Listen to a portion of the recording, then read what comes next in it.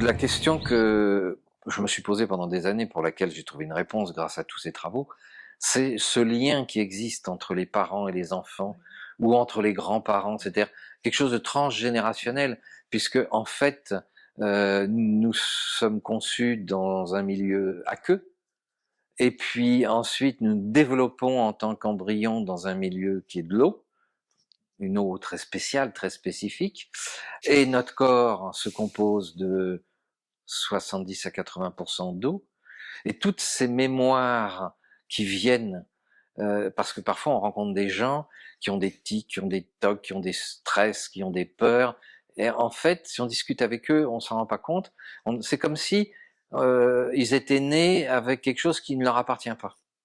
Tout à fait, tout à fait. On est aussi, justement, c'est pour ça que c'est intéressant.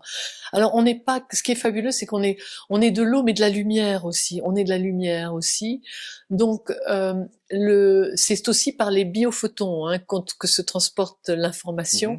Et quand on arrive au monde, évidemment, on a effectivement on engramme, on encode des informations qui proviennent des générations qui nous ont précédés, parents, les deux parents, c'est-à-dire double génération fois, voilà, on va pas faire des calculs, mais ça fait beaucoup. C'est pour ça que ça finit peut-être par être le bazar un petit peu. Et comme les informations peuvent sauter plusieurs générations, on peut se retrouver avec des informations quatre générations après. C'est ce que disait très bien d'ailleurs Anne Ancelin-Schutzenberger dans son livre Aïe mes aïeux, où elle démontrait et elle expliquait parfaitement l'importance de ces bagages avec lesquels on arrive au monde.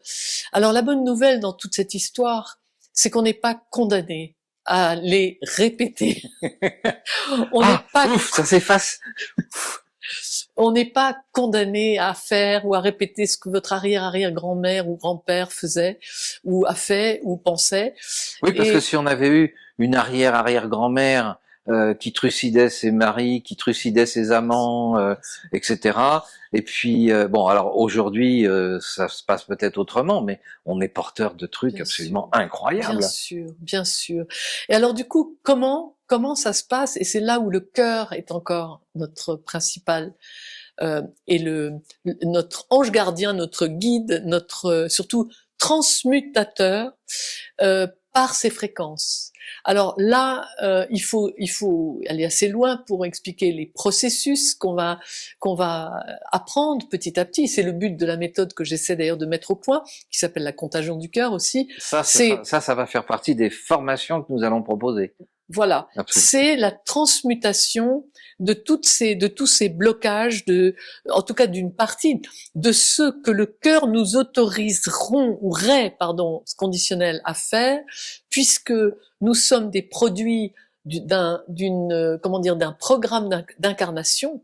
Et donc, si notre programme d'incarnation a dans son programme l'idée de pouvoir sortir de ces blocages et monter plus haut pour pouvoir récupérer une énergie nouvelle et vivre mieux dans nos corps, si tel est le programme, parce que ça peut ne pas l'être. Vous avez des gens qui naissent pour souffrir ou pour se faire souffrir ou pour se mais ils peuvent changer ce scénario. Oui, mais peut-être que leur incarnation, c'est juste ça aussi. On ne sait pas puisque c'est le grand mystère. Hein, c'est un grand mystère. C'est un grand mystère. Restons optimistes avec toutes les données scientifiques dont tu nous parles. Il y a moyen de sortir de ce scénario, même si on est né avec. Alors, il y a moyen de sortir de ce scénario.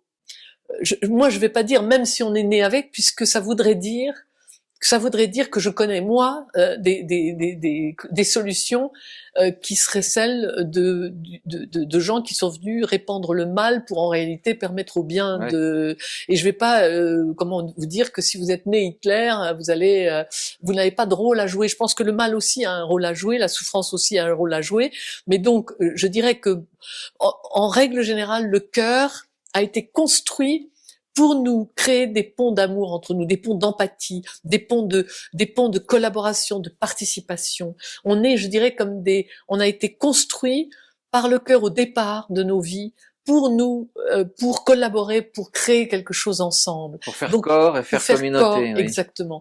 C'est pour ça que les petits-enfants ont plus de facilité que nous à quand même s'entraider ou s'aimer. On a l'impression aussi que on nous retire ça, on nous Non. retire cette partie de l'enfance. Il y a une étude allemande qui explique très très bien que l'empathie du cœur chez les enfants jusqu'à 6-7 ans, Voilà. c'est Oui, complètement naturel. exactement. Tu sais pourquoi? Parce que c'est l'hémisphère droit et l'hémisphère gauche de ces enfants qui fonctionnent ensemble.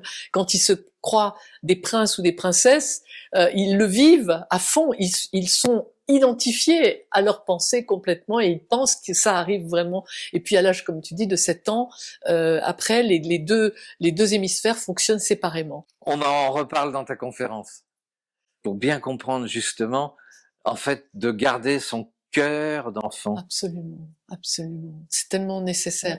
Et on peut aujourd'hui retrouver, avec même des certains gestes, on peut arriver à remettre les deux hémisphères ensemble, à les faire communiquer comme avant l'âge de 7 ans. Merci Laurence. Merci, Petit.